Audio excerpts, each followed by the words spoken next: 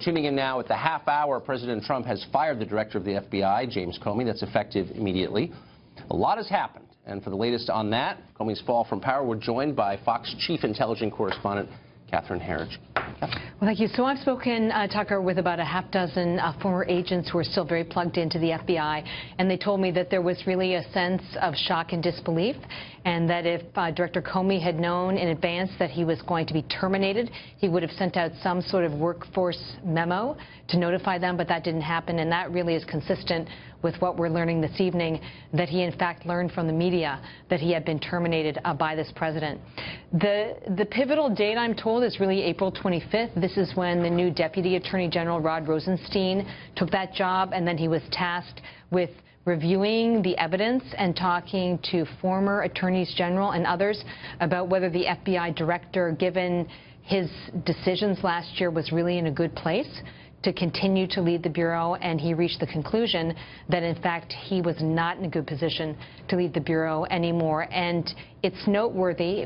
My attention was drawn to the fact that in the Rosenstein letter, he talked specifically about that Senate testimony where Director Comey said, I had a choice with the Clinton emails. I could be public about what was happening, or I could conceal it. And he is specifically punished, if you will, for using that word, because it's not a law enforcement word. The FBI never conceals anything. It's part of the standard practice when you're doing an investigation not to discuss it publicly. The question among former agents who are recently out is who leads the Bureau now.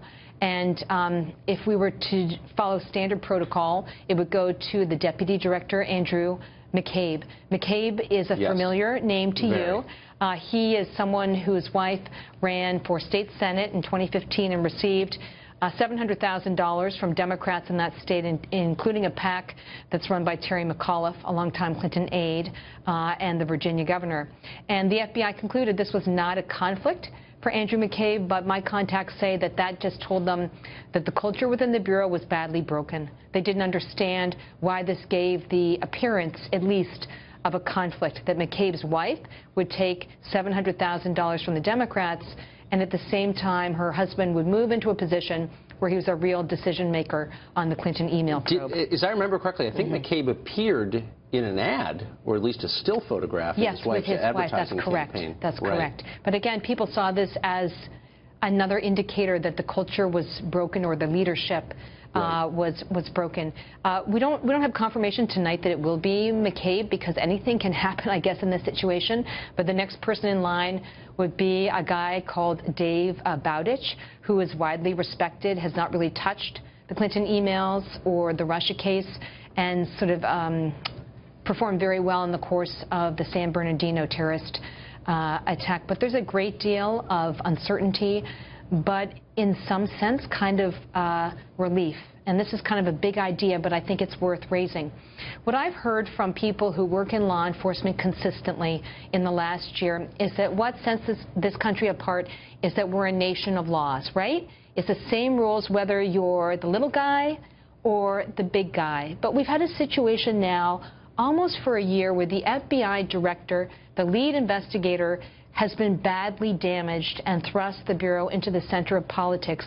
And at the same time, his boss, under the previous administration, Loretta Lynch, and now under Jeff Sessions, neither of these attorneys general have been in full control of their departments.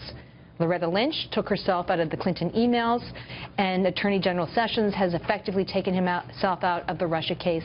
And what they say to me is that it's bad for the country. It's a bad scenario if we're really a nation that's built on laws. So what we've seen tonight is that the FBI director has been removed, that one piece of it. So this came out of nowhere from our perspective, but as you just reported, it's been building. I think so, What's the reaction, to the extent it's knowable, of the FBI employees who served under Comey? He had become a very polarizing figure. There were some who were real loyalists and who believed very sincerely, as based on my limited interaction with the director, I think he also did as well, that last year when he made that announcement in July about the Clinton email case, he felt that he was, in effect, acting like sort of the shining knight who was coming in to rescue the day because his boss, he felt, was compromised. after the meeting with Bill Clinton on the tarmac in Arizona, just before Hillary Clinton was interviewed. So yes. he felt that he was stepping up and trying to save the day. But what we now see in the assessment of the new Deputy Attorney General, it was that decision which really put the nail in the coffin, because he was really coloring outside the lines. His job was to be the chief investigator and to make a recommendation. But instead, because of his training, he put on his prosecutor's hat and he made a recommendation about charges, which he should never have done, and also is not in keeping with the FBI practice, which is that they don't discuss these investigations. That's right. They have an awful lot of power. It's a crime to lie to an FBI agent. So that's how much power they have. You know what? You don't want them calling you, period. No, you really don't. No, you really don't. And so the idea that the man at the head of it might be eccentric or unpredictable is nervous-making. You know, again, if we're a nation of laws, that's right.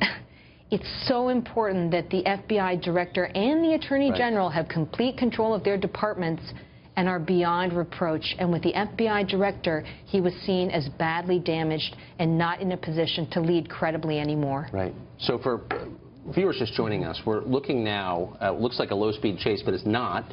It's helicopter footage from Los Angeles live, and that is the former director in the vehicle. We were told initially that he was going to a speaking event in L.A. tonight where he would be speaking. He was scheduled to appear.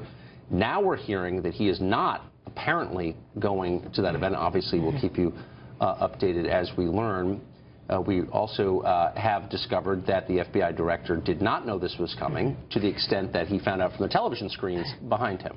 This is like being a corporate employee and going out for lunch and coming back and your key card no longer works and the lock on your door is changed. That is what happened to him today.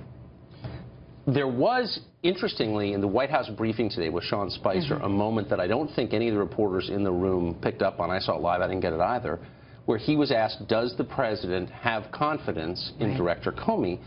And the White House press secretary said, I haven't actually asked him recently. An odd response. Typically, you would say, You're of course, correct. He's my FBI director. In hindsight, and Maria Bartiromo's interview as well now, in hindsight, has a lot more import. Catherine Herridge, thanks a lot You're for welcome. that.